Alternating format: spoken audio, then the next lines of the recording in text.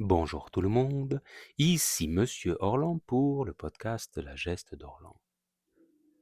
Lecture, Roland Scheif, Mio.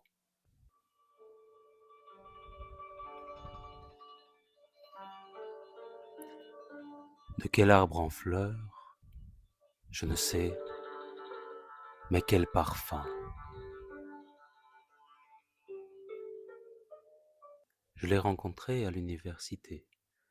Je suivais un cours de philosophie de l'art. Il est arrivé lors de la 2e semaine. Pascal, mon bon ami, est tombé amoureux tout de suite. Seulement, il était timide, trop pour aller l'aborder.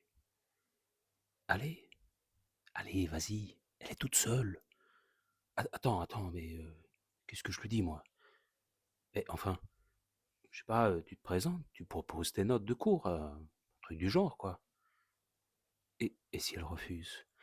Et pourquoi elle refuserait? Ah, et les Japonais, c'est des gens assez fiers, donc va lui donner tes notes. Elle sera contente, je te dis. Mais j'en ai pas de notes. Et prends les miennes, alors, on s'en fout.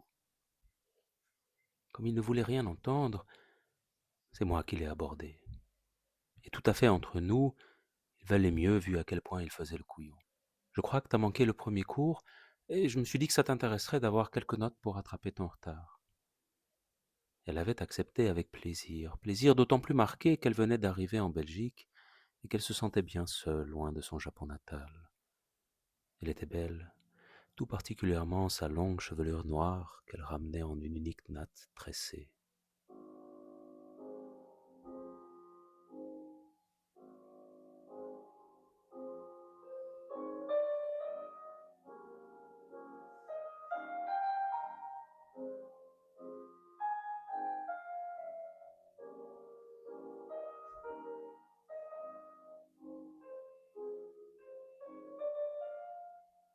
Alex, oh, tu as pu venir? Ça fait longtemps. Garde ta veste. J'ai plus rien à la maison pour ce soir, on va faire quelques courses. Pascal n'est pas là. Il est rentré chez ses parents. Il ne reviendra pas du week-end, répondit-elle en fermant la porte. Ce soir, je suis célibataire. Ces mots et cette joie affichée ne faisaient qu'accroître mon inconfort. Belle, elle l'était toujours.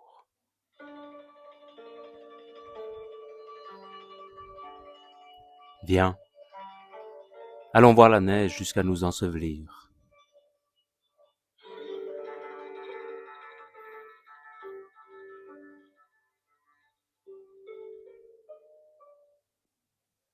Mio avait vite compris que Pascal l'aimait.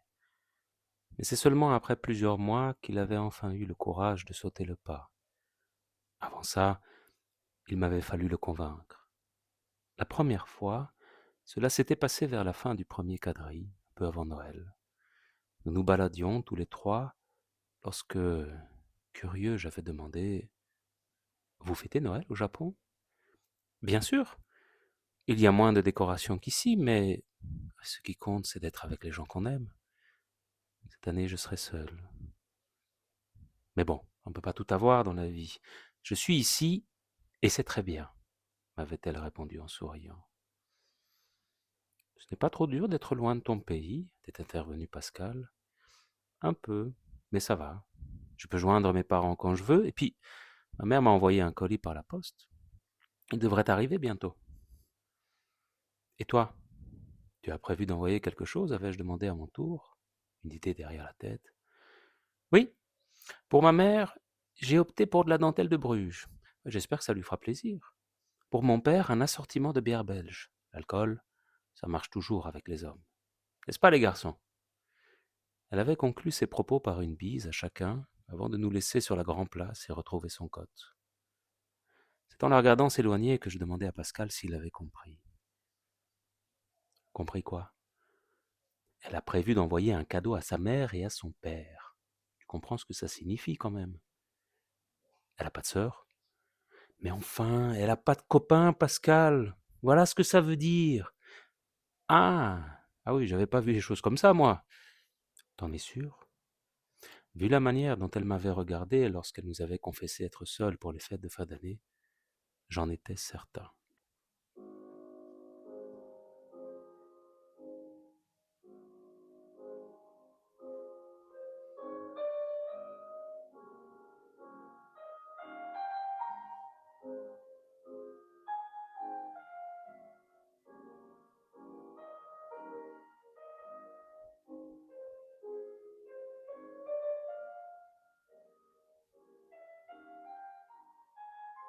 Qu'est-ce que tu veux pour ce soir? Tu as faim? Allez, dis-moi ce qui te ferait plaisir, demandait Mio dans le magasin, un petit panier à la main. Elle parlait fort, veillait à être entendue. Je bredouillais qu'elle n'avait qu'à faire au plus simple. Mon malaise grandit encore lorsque nous arrivâmes à la caisse, que je remarquai le sourire complice du jeune garçon qui passait nos produits. Je pensais à Pascal et m'en voulais de ne pas l'avoir averti. Tu sais quand Pascal a prévu de rentrer? Bah, je te l'ai dit, il a prévu de passer le week-end chez ses parents. Il ne revient que dimanche soir. Comment va Julie? Oh, elle est fort occupée par le travail, mais sinon ça va. Ça lui prend souvent de partir seule comme ça? Sa boîte a organisé une soirée de collecte de fonds et il s'est proposé pour tenir le bar. Comme c'est pas loin de chez ses parents, bah il préfère dormir là-bas. Et pourquoi t'es pas parti avec? Bon, j'ai pas envie de les voir. Sa mère surtout.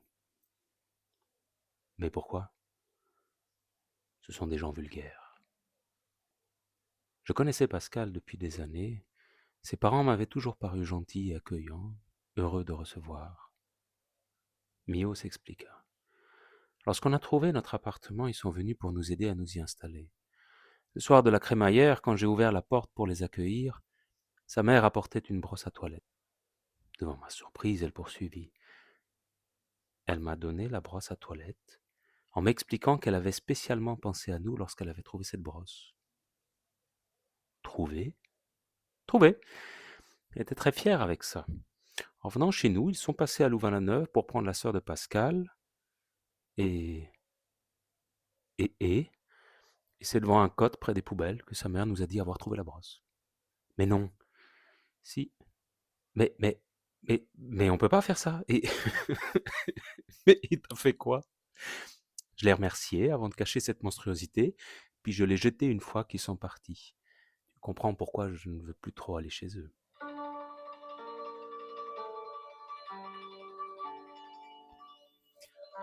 Parmi les graffitis, un nom illuminé, le tien.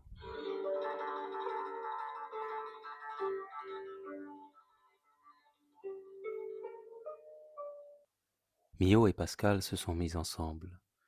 Pascal était heureux. Il évoquait dans toutes les conversations au point d'en devenir pénible. Mio semblait plus introvertie. Elle adorait la musique classique. C'est donc avec moi le plus souvent qu'elle discutait lors de nos soirées.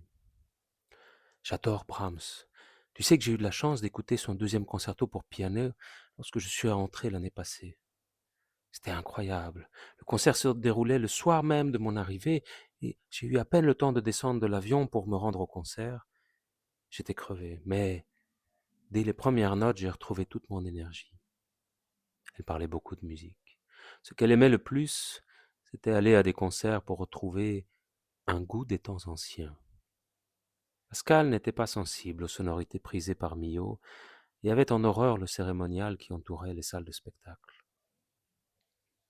Ouais, moi j'ai jamais compris pourquoi ils ont besoin de tous décorum avant d'actionner leurs instruments, là.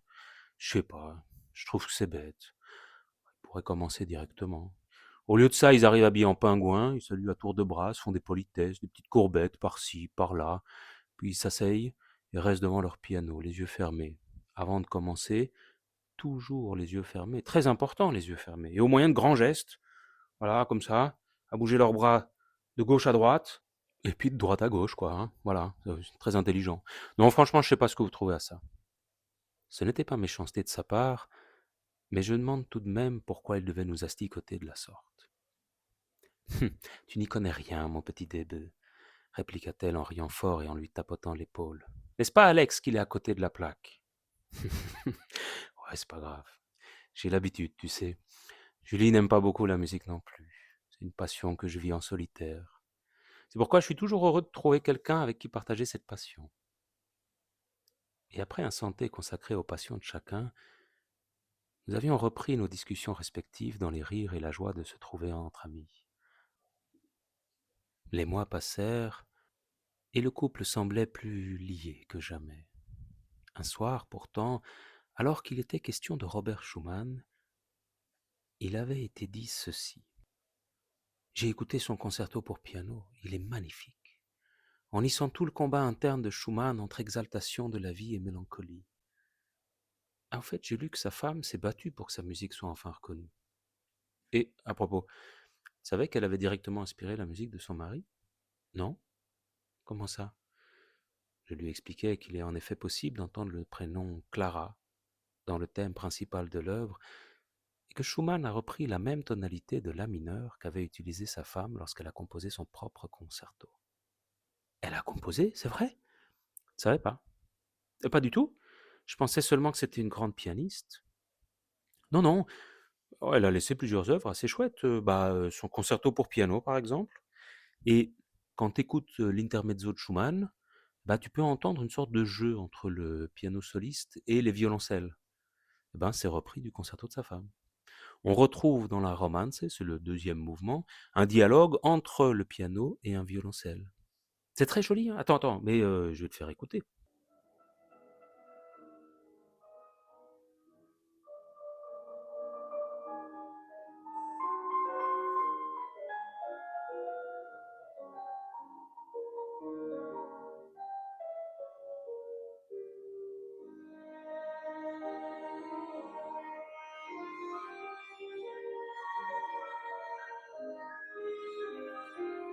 Mio, les coudes sur les cuisses et les mains encadrant ses joues, l'air absolument concentré, fut profondément touché par cette découverte.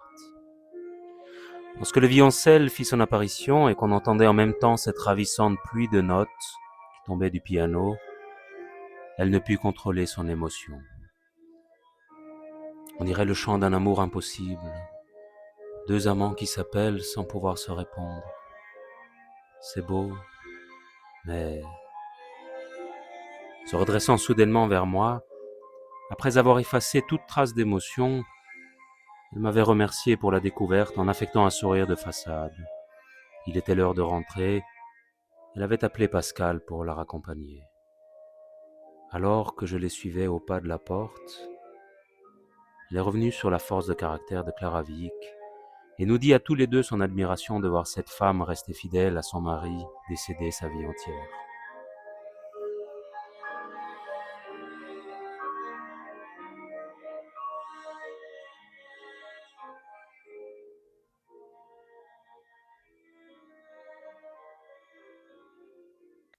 Comment tu trouves? C'est bon? Ça, c'est des tempura. Et alors, si tu veux, tu les trempes ici. C'est la sauce tensuyu. Ah, mais c'est délicieux, mais t'es vraiment doué, hein. Tu sais ça? Flatteur. Tu n'y penses pas un mot. Mais si. Ah, écoute, je l'ai toujours dit à Pascal qu'il avait de la chance de t'avoir. Un vrai cordon bleu. Elle s'attrista. Il n'aime pas ma cuisine. Au début, il faisait semblant pour me faire plaisir, mais il a vite arrêté. Je crois qu'il n'aime pas la culture japonaise. Comment ça? Mais enfin, il parle sans arrêt du Japon. Les mangas et les jeux vidéo, c'est pas le Japon. Ce qu'il aime, c'est s'amuser. Il ne cherche pas à connaître mon pays. Tu sais où il a rangé les contes de pluie et de lune que tu lui avais offerts? À la cave, pour ne pas les voir. Comme ça venait de toi, ça lui donnait trop de pression. Il se sentait obligé de les lire. Ouais, c'est dommage. Mais il est parti en vacances avec toi. Enfin, il est toujours heureux quand il s'agit d'évoquer son séjour. Vraiment. Avant de partir, il a trouvé les billets trop chers. Pendant le vol, il s'est plaint du temps qui ne passait pas. Sur place, il faisait trop chaud. Il ne comprenait rien, donc ne voulait pas bouger. J'ai voulu lui faire voir du pays, mais lui, ce qu'il préférait, c'était rester avec mon père à boire des bières. La cuisine, j'en parle même pas. Tous les 2, 3 jours, il fallait aller au McDo pour qu'il puisse trouver quelque chose de mangeable. Ma mère était furieuse et m'a dit que je n'avais rien à faire avec un rustre pareil. J'ai longtemps essayé, mais aujourd'hui, je te le dis, je n'ai plus la force. Si au moins il me montrait qu'il s'intéresse à moi, mais il n'aime rien que lui-même. Au printemps qui s'en va, les oiseaux crient, les yeux des poissons en larmes.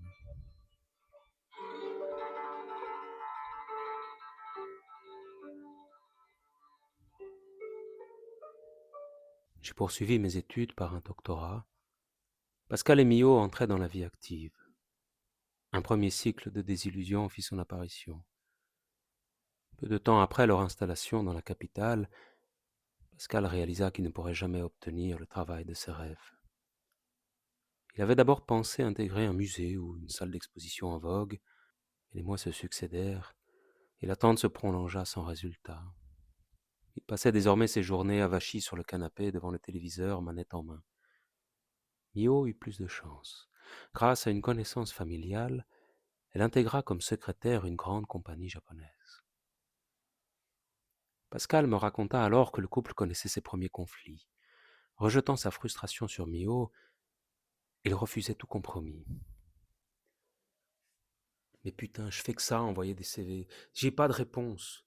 C'est pas ma faute quand même. Qu'est-ce que j'en peux si personne ne comprend mon potentiel? Je peux pas passer mon temps à chercher du boulot, envoyer des CV et tout faire à la maison. Et putain, faut que je vive aussi. Tout ce que je te demande, c'est de participer un peu plus aux travaux ménagers. C'est pas la fin du monde de faire un peu de vaisselle et de passer de temps en temps l'aspirateur. Je rentre après une journée de travail, je suis crevé et je te vois dans le sofa à jouer aux jeux vidéo. La vaisselle d'hier n'est pas faite, le souper il n'est pas prêt et le plancher est dégueulasse. Mais qu'est-ce que je dois penser de tout ça? Alex l'aurait fait, lui. À l'évocation de mon nom, Pascal m'expliqua qu'il ne put se contenir. Sachant ses torts, il réagit par un accès de puérilité et partit chercher l'aspirateur, autant pour fuir les reproches que pour se rattraper. Seulement, Mio ne le tolérait plus. Arrête avec cet aspirateur. C'est pas ça que je te demande. Et tu comprends rien à rien. Elle partit ce soir-là en claquant la porte pour ne revenir qu'au petit matin. Pascal ne tint pas compte de cette première alerte, s'enfermant toujours plus dans l'injustice ressentie. Moi excepté, personne n'avait connaissance de leurs difficultés. C'était seulement en répondant positivement à une invitation de Pascal que nous pûmes constater l'étendue de la catastrophe. Allez, entre. Allez, putain, allez, mets-toi à l'aise. Et Julie, elle vient pas? Ouais, tu sais, elle se sent pas très bien. Mais bon, elle vous passe le bonjour. Et Mio? Pascal pâlit et fit non de la tête. Il me tendit une bière et changea de sujet. Les autres arrivèrent peu après, et nous nous installâmes bruyamment dans le canapé, heureux de nous retrouver. Les bières déliaient les langues, et les jeux de nos années d'études refirent surface le temps de nous ouvrir l'appétit. À table! Allez tout le monde, venez, venez, venez! J'ai préparé un curry au poulet, vous m'en direz des nouvelles. Toute la société répondit par un hurrah collectif, avant de se précipiter dans une joyeuse bousculade vers le festin promis. Les pieds des chaises raclaient le plancher et les secousses occasionnées par des jeunes gens impatients participaient à un remue-ménage auquel les murs de cet appartement propret n'étaient pas habitués. Chacun tendait son assiette en criant famine à l'autre cuisinier du jour qui jouait à qui serait servi en premier. Toi, Arnaud, t'as pas fini ta bière? Pas question. Silène? Oh, tu te fais désirer comme d'habitude? Non plus. Alex? Pourquoi pas? Mais tu dois me faire rire. Te faire rire? Ok, ça va. Tu connais l'histoire du pingouin qui respirait par les fesses? Non. Un jour, il s'est assis par terre et il est mort. Je connaissais bien le répertoire de mon ami. Pascal partit dans un fou rire incontrôlable, entraînant dans son sillage la troupe d'amis. Nos yeux coulaient de bonheur. C'était à qui riait le plus fort. Mais alors que nous nous esclaffions, un épouvantable écroulement se fit entendre dans la chambre à coucher. Tous, nous nous sommes tournés vers notre ami, qui s'est figé un instant avant de baisser la tête et se mettre à manger en silence. À nos interrogations, Pascal répondit par l'index sur la bouche, en nous invitant à nous servir et à manger avant que cela devienne froid. avait-il ajouté dans un douloureux murmure. J'étais vraiment énervé ce soir-là. Vous faisiez un tel vacarme alors que j'étais cloué au lit avec une migraine. Bon, je voulais seulement jeter quelque chose sur la porte pour vous demander de faire moins de bruit, mais en fait j'ai mal visé, et tout le désordre que Pascal entassait sur l'armoire près de la porte a dégringolé. Ah, et si on avait su, on t'aurait laissé tranquille. C'est pas votre faute. Je voulais voir personne. C'est Pascal qui a insisté pour organiser la soirée. Contre mon avis, comme d'habitude, dit-elle en débarrassant la table. Je l'accompagnai à la cuisine avec les baguettes et les verres que je déposais dans l'évier. Tu veux de l'aide pour la vaisselle? Non, merci, ça ira. Je la ferai demain. Allez, t'as fait la cuisine? Je peux laver 2 bols et 2 paires de baguettes tout de même. L'eau perlait du robinet alors que Mio sortait de la cuisine. Elle revint sans dire un mot, une cigarette à la main. Appuyée contre le mur, une main soutenant son coude, elle fumait en regardant par la fenêtre les lumières du soir. Pourquoi m'as-tu écrit cette lettre? Je sais pas. J'ai pensé sur le moment que c'était la chose à faire. J'étais en colère contre toi. Ouais, je sais, parce qu'elle m'a raconté. Et pourquoi crois-tu que je t'ai appelé ce soir? Ah, tu me l'as dit. Tu avais besoin d'un ami. Mio écrasa sa cigarette dans le cendrier qu'elle déposa sur la table de la cuisine. Il n'y avait que le bruit du robinet en action et celui des porcelaines qui s'entrechoquaient. À un moment, j'ai senti sa main sur mon dos. Ah, putain, le con! Un filet de sang se mélangea à l'eau. Le verre que j'essuyais s'était brisé et m'avait entaillé la main. Mais tu es blessé, montre vite! Non, attends, ça va, c'est rien, t'en fais pas. Je sais pas ce qui m'a pris, je suis désolé. Elle partit chercher la trousse de soins et me demanda de m'asseoir dans le salon pour panser ma blessure. Mais c'est rien, je t'assure. Arrête de discuter. On va désinfecter et te faire un pansement. Maintenant, tu te tais et tu te tiens tranquille.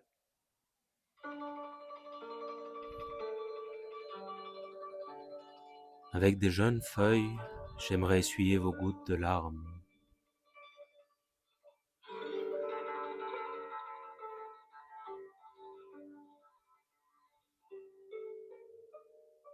Ma chère Mio, je ne sais pas comment commencer cette lettre que je pense devoir t'écrire. Longtemps j'ai hésité, mais cette soirée où nous avons discuté de Clara Wieck me laisse croire que j'y suis autorisé. Savoir que tu traverses une période douloureuse me transperce le cœur et les larmes me montent de l'âme. Je ne sais que faire pour t'aider, mais je refuse de te voir sombrer. Pascal, Pascal n'est pas toujours très fin lorsqu'il s'agit de communiquer et se voit plus brillant qu'il ne l'est. Il peut être vaniteux et parfois un peu vulgaire. Il parle fort et n'hésite pas à bousculer son entourage lorsqu'il pense être dans son bon droit. Malgré cela, j'ai toujours pensé que c'est quelqu'un qui valait la peine d'être fréquenté. Une chose m'effraie cependant, c'est le chemin qu'il poursuit aujourd'hui. En s'enfermant chaque jour davantage dans son mensonge, il fait non seulement fausse route, mais il t'entraîne avec lui. J'ai conscience des difficultés rencontrées et de l'aigreur qu'elles peuvent susciter. Cependant, je ne peux approuver son étonnement face à la réalité. Mais ce n'est pas quelqu'un de mauvais. J'ai vu il y a 2 jours à quel point il était meurtri. Je vous comprends. Comme pour vous, ma situation avec Julie n'est pas simple. Je ne sais pas si je l'aime encore. Je terminerai par une banalité, mais elle vient du fond du cœur. Si tu le désires, un ami sera toujours prêt à parler de choses et d'autres pour te changer les idées. Il voudra bien te sortir un peu pour aller écouter un concert. Il t'accompagnera volontiers si cela te permet d'aller mieux. Si tu as besoin d'aide, appelle-moi. Alex. Je suis désolé, j'aurais pas dû t'écrire ces bêtises. Mio terminait de me bander la main. La douceur de ses gestes m'incita à continuer. Je sais pas ce qui m'a pris à l'époque. C'était une erreur. Non, non, t'as bien fait, répondit-elle en ramassant désinfectant et bandages. J'étais dans une impasse. Ça va mieux ta main? Je répondis par l'affirmative et Mio partit ranger la trousse. Elle revint s'asseoir face à moi Un long silence gênant s'installa. Tout avait été dit hormis l'essentiel. Lorsque je fis mine de me lever, Mio s'inquiéta. Mais tu ne peux pas rentrer. Tu as vu ta main? Et puis, et puis on a bu. Et c'est pas prudent au volant. Ma blessure était superficielle, mais elle disait vrai pour l'alcool. Voyant mon hésitation, Mio poursuivit. Reste ce soir, s'il te plaît. J'ai peur toute seule. Tu peux dormir sur le canapé, ce sera pas la première fois que tu restes à la maison. Ce n'était certes pas la première fois. Nous avions l'habitude de dormir les uns chez les autres lorsqu'une soirée était organisée. Je suis donc resté.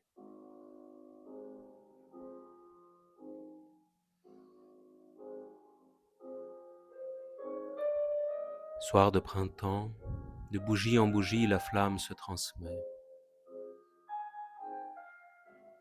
La porte de la chambre s'est ouverte pendant la nuit. Le bruit me réveilla, et comme dans un rêve, j'y aperçus une silhouette qui se détachait de la pénombre. C'était Mio. Nue, elle s'avançait vers moi, ses longs cheveux détachés masquaient sa poitrine. Sans un mot, elle s'est approchée jusqu'à prendre la couverture et s'y glisser contre moi pour m'enlacer. Je l'ai prise dans les bras. Ma tête s'embrouillait, mes pensées allaient vers Julie et Pascal. Qu'étions-nous en train de faire? J'allais parler lorsqu'elle susurra, inquiète. Tu ne veux pas? Je la serrai plus fort. Elle déposa un baiser au creux de mon cou. Ses mains caressaient mon torse et mes épaules avec la passion de qui découvre enfin ce qu'il espérait depuis des années. Sa fragrance m'enivrait, à mon tour je parcourais sans y croire un corps que j'aimais. Lorsque j'agrippais ses fesses, elle laissa échapper un gémissement qui m'encouragea. Son souffle saccadé se fit plus fort lorsque j'accompagnais mes caresses de longs baisers qui remontaient de la base du cou au lobe de son oreille. J'embrassais aussi ses seins, dont je me plaisais à palper leur exquise suavité. Enfin, je sentis la chaleur de son bas-ventre qui m'appelait à venir en elle.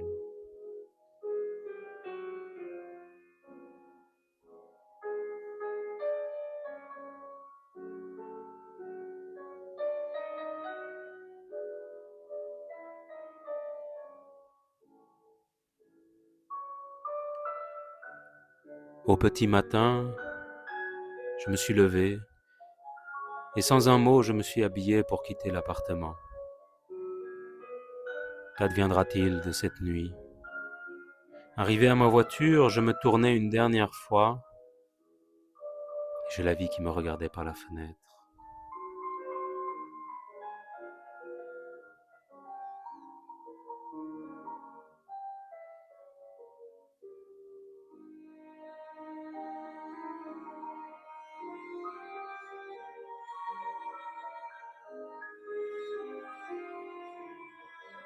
Sans savoir pourquoi, j'aime ce monde où nous venons pour mourir.